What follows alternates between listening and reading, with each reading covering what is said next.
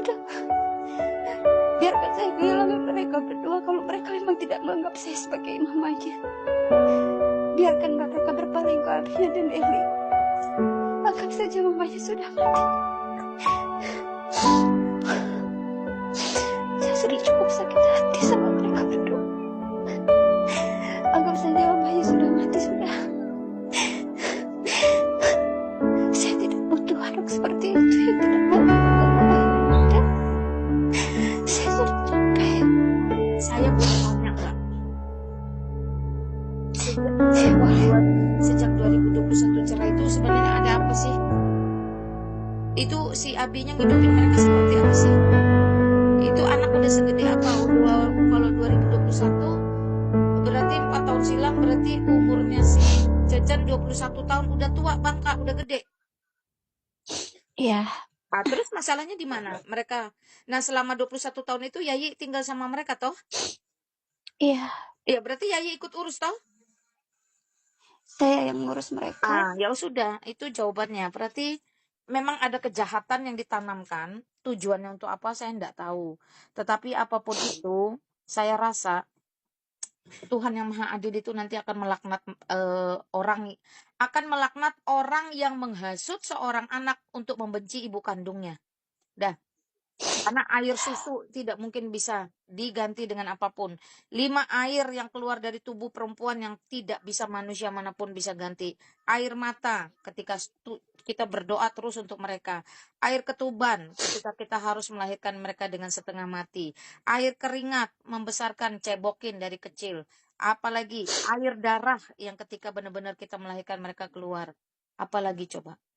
Yang mana mereka tidak bisa ganti kembalikan itu semua. Air susu yang jelas. Yang tidak mungkin dikeluarkan oleh laki-laki.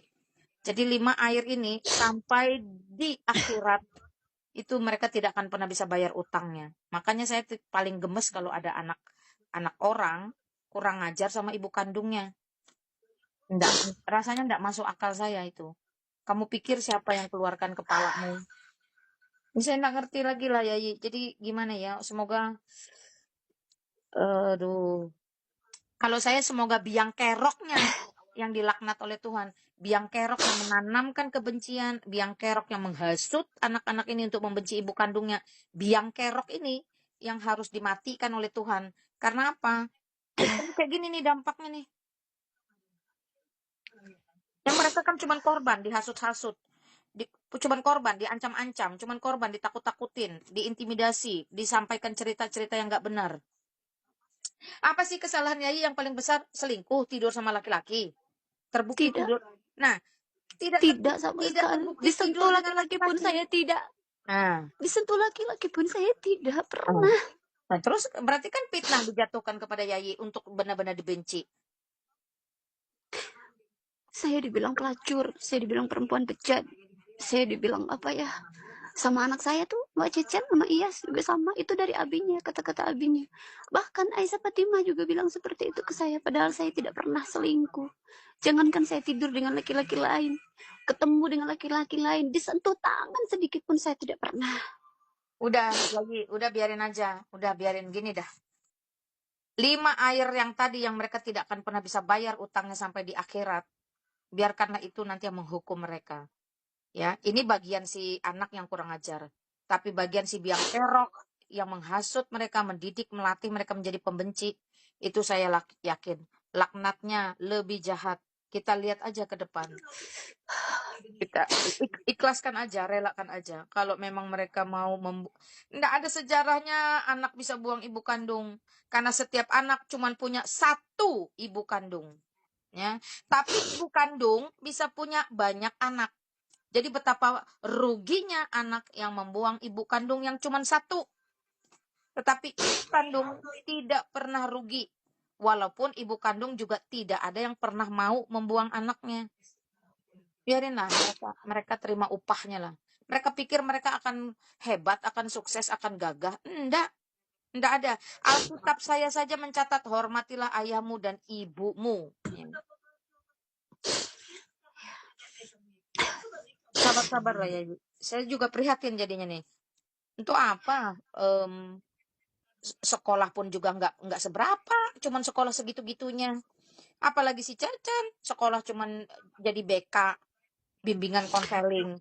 Jadi BK kok kelakuannya kayak gitu. Nggak lucu lah.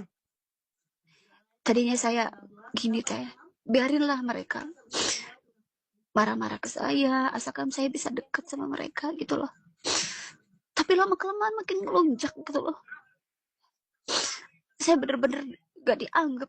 Yang mereka bangga-banggakan tuh, yang mereka bela itu cuman abinya, bukan saya. Saya nggak tahu lah. Saya dulu juga pernah ngomong ke mereka, kalian terlahir dari batu. Dia bilang, aku yang sudah melahirkan kalian. Sampai Aisyah Fatimah aja tuh mereka, Aisyah Fatimah juga dicekokin buat ngebenci saya. Tapi masa anak yang udah gede seperti itu tidak bisa berpikir, masih bisa dicekokin, gitu kan? Tapi sudahlah, mereka memang para lelaki ini memang udahlah, memang ngebenci saya, nggak apa-apa lah. Mereka bisa hidup kok, udah gede. Nggak Saya bakalan, cuman nggak bakalan pegang mulut saya, nggak bakalan hidupnya bakal becus kalau dia nggak sujud di tapak kakimu minta ampun, minta maaf. Air susumu, air keringatmu, air matamu, air ketubanmu, air darahmu, sampai akhirat mereka nggak bisa ganti. Anak saya didik seperti itu kok. Ya, saya sudah kasih tahu mereka. Makanya anak saya ndak ada yang kayak gitu, bukan masalah apa-apa. Saya lemah, tapi saya punya punya satu satu apa ya, pijakan yang jelas. Kalau saya tidak mau lahirkan kamu, biarpun saya hamil kamu, saya ndak akan lahirkan kamu. Nah, ketika saya mau lahirkan kamu, kamu harus tahu, ya, bahwa 5 air dari tubuh saya keluar tidak akan pernah kamu bisa ganti. Jadi cara gantinya gimana? Cara gantinya kamu harus sopan, hormat, patuh, tunduk, taat. Dengarkan saya. Karena saya tidak pernah niat menjerumuskan kamu. Kalau saya mau jerumuskan kamu, saya mau hilangkan kamu dari dalam perut kamu sudah saya hilangkan. Saya tuh ngomong kayak gitu sama anak-anak saya tuh. Jadi mereka tuh enggak berani. Saya tuh angkat telepon, "Mas, Mama mau terbang ke sini." Oh ya. Dan nggak pernah saya berdebat tuh nggak pernah. Ribut tuh nggak pernah. Nggak ngerti saya. Jadi nggak ngerti saya nggak ngerti. Udahlah gitu lah ya, sabarlah. Biarlah itu mereka anak menerima upahnya lah. itu didikan anak ustadz seperti itu kepada mamanya. Saya udah pesan sama Cecen, lu jadi Islam jangan jadi iblis. Lu jadi Islam jangan jadi pembenci, pendengki, pendendam. Karena lu pernah Kristen. Pada saat lu Kristen, lu baik, lu sopan, lu santun, lu hormat, lu tenang, lu teduh, lu penuh kasih. Lu bisa datang ke mama, peluk mama, ngobrol baik dengan mama. Lu bisa makan semeja dengan saya, dengan mama. Kenapa jadi Islam lu jadi iblis? Jadi pembenci, jadi pemarah, jadi pendengki. Ngapain? Mending jadi ateis lah. Dia kan pernah jadi ateis tuh. Mending jadi ateis karuan. Iya, Saya udah ngomong keras loh. Udah ngomong abis-abisan juga sama si Cen-Cen. Ngapain sih saya gue bilang, takutnya iya nyakitin kata-katanya, nyakitin perasaan teteh, ada yang nyinggung perasaan enggak. teteh. Soalnya ke saya itu dia kasar banget gitu tadi. Umi Dia juga, Umi dengar, Bapak juga dengar kok. enggak, dia kasar di awalnya aja. Kasar di awalnya setelah saya treat, baru dia itu tadi malah bilang terima kasih. Malah bilang I Dia nggak appreciate. dia dia nggak suka kalau saya masih berhubungan dengan teteh gitu. Nah, faktanya Maunya dia diblokir berhubungan aja dengan udah. saya. Nah, coba dia berhubungan Blokir dengan aja saya. sudah. Nah, Iya, ngapain nyuruh-nyuruh orang ngeblokir nggak jelas. Buktinya dia nggak ngeblokir saya. iya. Buktinya dia malah ngobrol Saya panjang bilang, iya lebar sama nanti saya. mama. Saya bilang iya nanti mama blokir. Udah tuh. Tadi saya bilang udah mama blokir udah. Saya turutin apa maunya dia. Tapi dia makin kesini makin nggak sopan, nggak ada adab ke mamahnya. Saya boleh pesan sama Yayi gini, sekali-sekali jangan pasrah. Saya sudah belajar ilmu psikolog ya. Jadi pada saat kita itu pasrah, tidak melawan, membiarkan kita dirusak dengan sengaja bertahun-tahun, anak-anak melihat, akhirnya mereka membenci kita. Kenapa? Karena bisa jadi mereka mau kita itu ngelawan, tapi kita nggak ngelawan. Bisa jadi mereka mau ngebela, tapi mereka nggak sanggup bela. Akhirnya itu menjadi konsumsi setiap hari bahwa kalau mama dengan papa itu kan setara. Kalau mama tidak mau membela dirinya, maka papa ini ya akan menjadi-jadi kepada siapapun. Siapa yang bela kami? Nah, ini logika logika psikolog ya. Kalau mama yang setara dengan papa saja tidak mau mempertahankan diri, tidak mau membela diri, harkat, martabat, keselamatan, dan lain-lain, dan itu jadi makanan sehari-hari, maka anak-anak ini kehilangan trust kepada mama. Artinya apa? Mama aja nggak mau bela dirinya.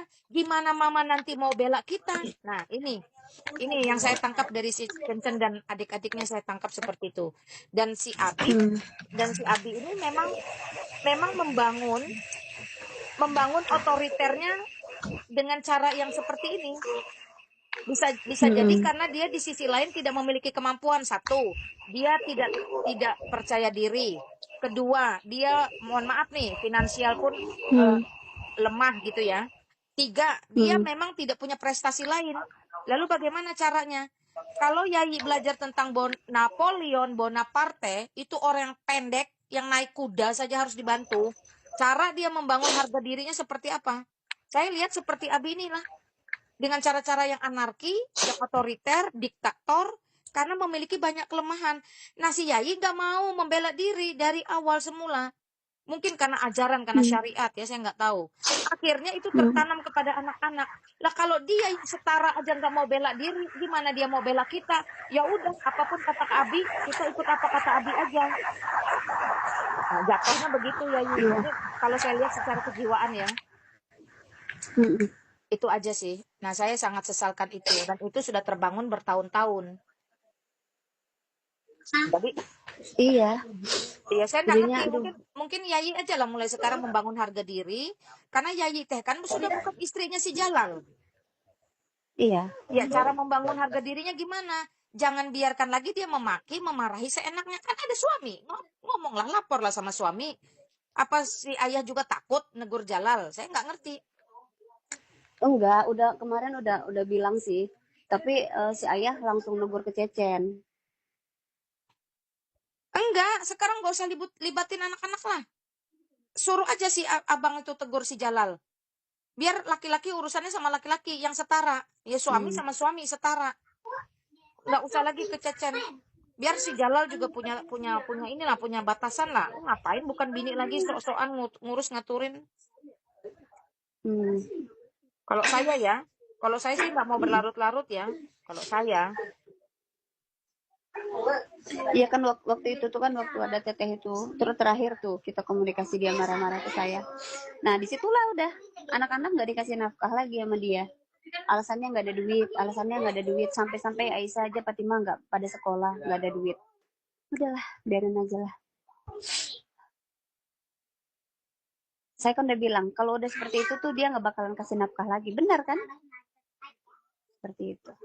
Nyatanya. Ya harusnya itu si Cecen sama si Iyas tahu kelakuan bapaknya yang pengecut itu. Tahu lah, tapi mereka kan tetap membela bapaknya. Kalau kata bapaknya nggak ada ya udah mereka juga nggak bisa berkutik apa-apa. Nah itulah. Kata bapaknya nggak ada duit. Mereka bisa apa Cecen sama Iyas? Emang mereka bisa ngasih duit? Emang mereka bisa nyari duit? Enggak. Itulah makanya saya udah ngomong sering sama si Iyas. Sama si Cecen. Woi, udah umur 25 tahun, udah belajar bagaimana cara nyari duit. Jangan jadi parasit, minta mulu. Saya sampai pernah ngomong gitu. Udah belajar mulai cari duit Dan lah nggak mikir. mungkin, saya nggak yakin ya kalau mereka punya duit pun mereka bisa berbagi sama adiknya. Saya nggak yakin. Kenapa nggak yakin? Karena waktu Iyas dulu juga dia kerja gaji 3 juta sebulan, nggak ada. Iyas mau ngasih adiknya, nggak ada. Itu udah terbukti. Ya kita tes aja ya. Kita tes ya. Si Cecen saya sudah bilang, belagu kan, lain kali nggak usah ngasih lagi. Kalau nggak butuh, kasihkan Kak Isa dan Fatimah. Kalau nggak suka duit saya, ikhlaskan ke mereka. Udah selesai urusan, nggak usah banyak cincong. Saya nggak mau orang munafik. Saya sekarang pun mulai keras nih sama si Cecen. Nggak ada manfaatnya juga saya lihat dia. Lama-lama jadi laki-laki nggak ada manfaatnya untuk apa? Anak sulung Jangan itu bermuka harusnya. dua lah. Saya udah ngomong kayak gitu. Jangan bermuka dua. Kalau dia masih hubungan sama Telin, masih sayang-sayangan sama Tete, masih PC sama Tete, lah kenapa ke saya marah gitu loh? Seolah-olah dia ngebenci Teteh kalau ke saya. Lah, kok ini orang begini ya? Gitu loh. Enggak, dia nggak bakal bisa benci saya. Yakin saya. Iya, tapi seolah-olah kalau ke saya, seolah-olah dia ngebenci teteh, gitu loh. Kan jadi bingung. Dan saya pun nggak boleh komunikasi, seolah-olah nggak boleh komunikasi lagi sama teteh. Nggak boleh cerita-cerita apa-apa ke teteh. Jangan suka cerita-cerita apa-apa. Riwuh, dia bilang kayak gitu. Saya nggak tahu lah. Nanti Munafik, nggak boleh apa munafik. namanya ini kan saya udah cerita sama teteh begini tentang abinya anak-anak gak nafkahin anak-anak. Saya minta nanti jangan disampaikan ke Cece, nanti Cece marah lagi ke saya. Gimana baiknya teteh aja lah, gimana baiknya teteh lah. Kalau teteh mau ngasih nasihat ke Cece nama Iyas, silahkan nasihatinlah mereka.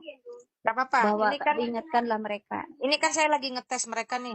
Si Cecen uang merasa gak butuh, merasa sok iye, kasihkan ke Aisyah sama Fatima. Nanti saya tanya Aisyah, dikasihkan nggak ke dia? Ya biar dia belajar malu lah ya, biar belajar malu. Terus si Iyas tadi saya sudah kasih tahu, kalau butuh ngomong sama saya. Jadi kita lihat nih mana nih antara mereka berdua nih yang benar jadi laki-laki. Lagi rame di belakang Yayi. Ini ada Aisyah Fatima ini di rumah Ade di bawah. Oh syukurlah rame lagi ngumpul. Saya kalau nggak inget sama dia, kalau nggak inget sama Iya, saya bawa rokok buat dia. Saya nggak akan pulang, saya capek. Baru hari Minggu kemarin, abang pun ngomong, kenapa sih Dek, kamu balik lagi Dek. Abang ngomong kayak gitu. Capek loh kamu Dek, nggak apa-apa lah ya buat anak. Saya bilang kayak gitu. Tapi ayah nggak apa-apa kan? Ayah nggak apa-apa, kalau mau ke sana nggak apa-apa. Gitu. Dia bilang. Ya udahlah ya. Nanti Teteh tolong ini aja, tolong nasihatin aja Iya sama Cecen, jangan begitulah sama mamanya. Tapi saya sekarang kayak lama-lama bisa hilang gak sih kasih sayang seorang mama kalau anaknya seperti itu ya kan? Ibu tetaplah ibu. Ibu tetaplah ibu, nggak akan lah. Itu biarin lah, sesaat lah emosi.